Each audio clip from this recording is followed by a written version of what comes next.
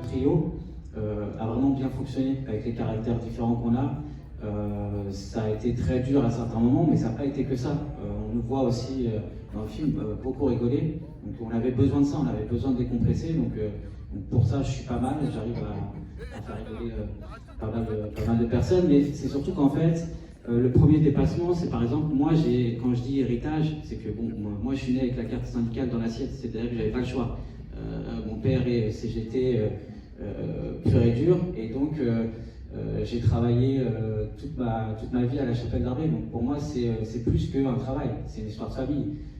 Mon grand-père, comme le dit mon père, mon grand-père a travaillé là-bas. Mon frère a travaillé à l'usine. Il est parti en 2017.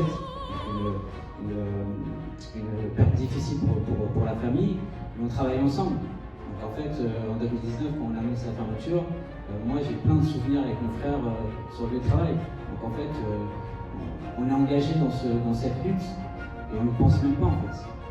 Ce qu'on a fait, ce qu'on n'a pas vu dans le film et ce qu'on a fait la première fois qu'on a fêté la victoire, on a d'abord remercié nos femmes et nos épouses parce que comme vous le disiez, en fait, derrière, c'est des sacrifices familiaux, que ce soit nos conjoints, nos enfants. On a passé énormément de temps ensemble.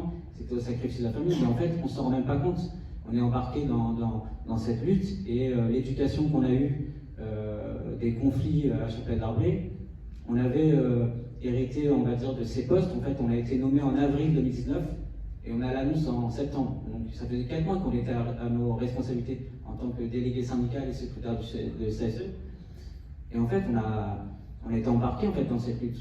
Avec Cyril, on a voulu montrer que nous, ce qui ne nous plaît pas, c'est de rester dehors, même si on aime bien les merguez, on n'aime pas rester dehors pendant une semaine à faire des barbecues et à dire on n'est pas content. On l'a fait, mais c'est pas ce qui nous... Être sous la pluie ou en manifestation, etc., ça fait du bien, mais c'est pas notre plaisir. Nous, on préfère être sur nos bécanes, en train de travailler. Donc la première année, c'est ce qu'on a fait. C'est ce qu'on a fait, on a été engagé à montrer ce qu'on savait faire. On a fait 17 millions de bénéfices la première année alors qu'il fermait. Et donc le dépassement, c'est pas compter ses heures et se dire, on se pose pas la question de savoir si on va réussir ou pas. On y va en fait. On réfléchit pas à savoir si on va trouver un repreneur ou pas. On y va. Tous les jours, on était là. On était les premiers arrivés à 5h du matin, on repartait à 21h. C'est pas pour se tirer des trucs, mais c'est comme ça que ça marche en fait.